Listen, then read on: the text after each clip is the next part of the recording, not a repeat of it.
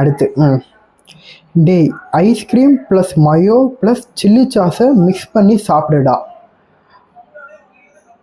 நல்ல காம்பினேஷன் மாதிரி தான் இருக்கு. 1 minute.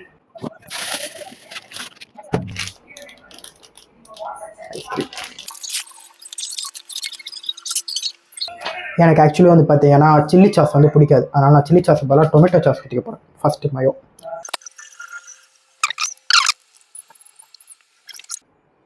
ஓகே மயோ ஊற்ற போகிறேன்.